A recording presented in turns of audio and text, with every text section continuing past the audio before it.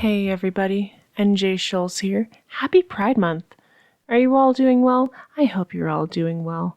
Well, in order to celebrate the obscene amount of asexuality that's been represented in this podcast, I thought it would be nice to have some bonus content.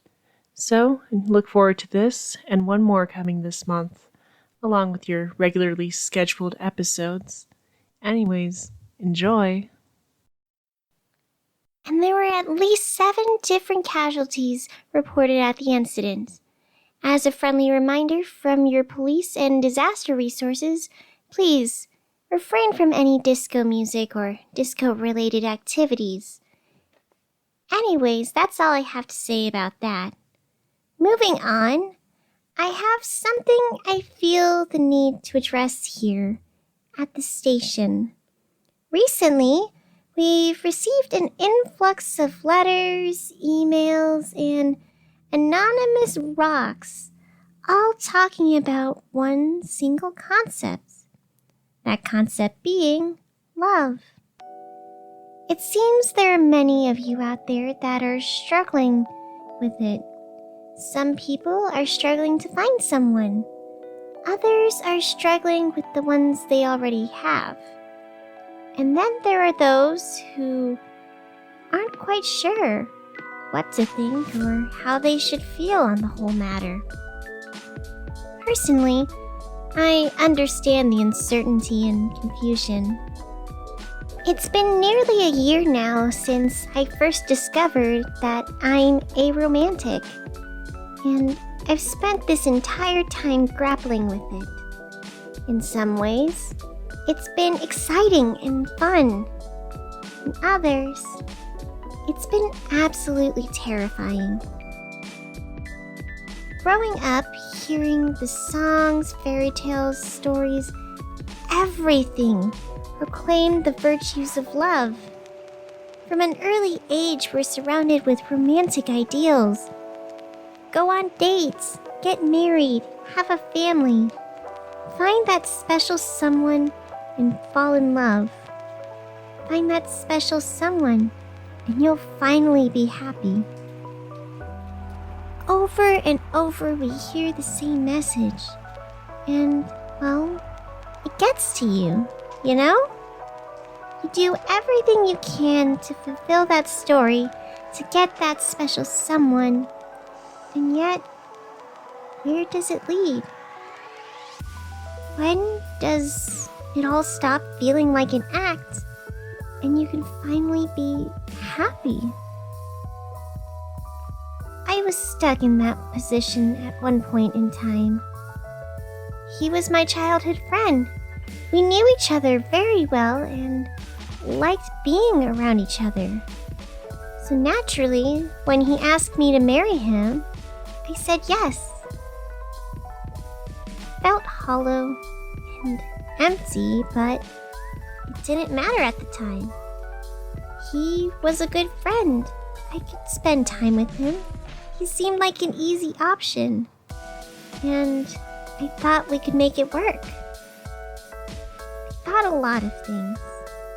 I thought my worry was just me overreacting.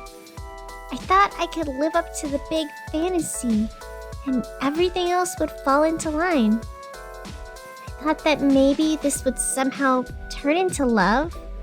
You know, that if I just kept holding on, just kept pretending, kept forcing a smile, it'd finally become real. There was a stretch of time for a while where I thought it was working. He was happy, my family was happy, everyone was happy. But me?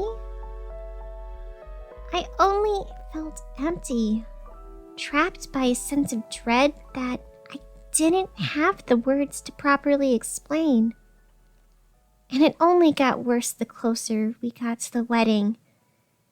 It felt like there was a chain around my neck growing tighter and tighter until I couldn't take it anymore. Eventually, something snapped. So, I left.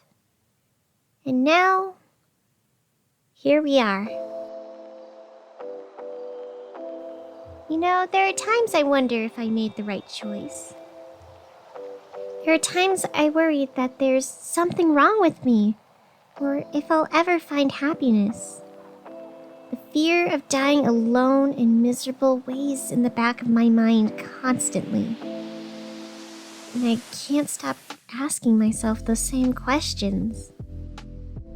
What if that was my one shot at happiness? What if there's something wrong with me? What if there really is someone out there and I just need to suck it up and make it work? I've spent a lot of time thinking about this, and now I think I have a better picture. It's true, we all need love in our lives, and it's an important part of us, but not all love is strictly romantic. For example, I love my producer and best friend, Blaine. I love my friends who I do Muay Thai with every week. I love Yusuf at Della's Bakery, who has a brand new dad joke for me every single time I go to get cake. Everywhere I look, everyone I see, there is love in bright and vibrant colors all around. Just the other day, I was having tea with my next-door neighbor, Mrs. Adabi. She was telling me all the tales of her younger days as a cat informant for the mafia. All the while, she was beaming, and I felt happy, and I felt loved. We both did.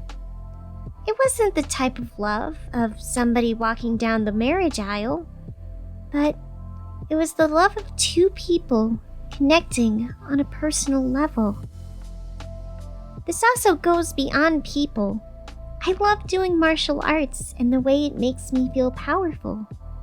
I love this job and the chances that it gives me to connect with the city.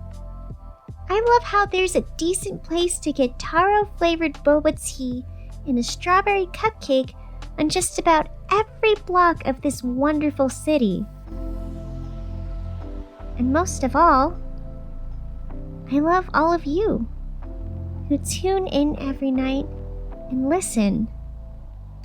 Together, all of this, all of us, makes my life radiant and full of love.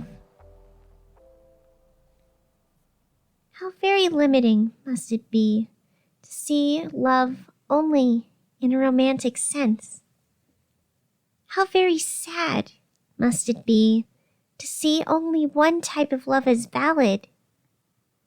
There is a wide rainbow of love in so many shapes and sizes out there.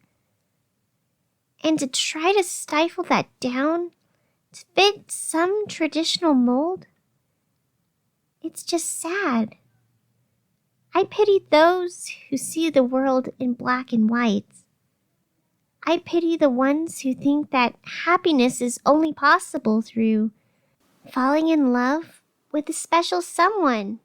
Because, in a way, they're right, but not how they would expect.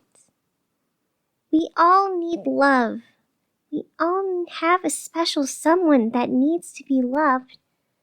But this isn't a romantic partner. That special someone is yourself.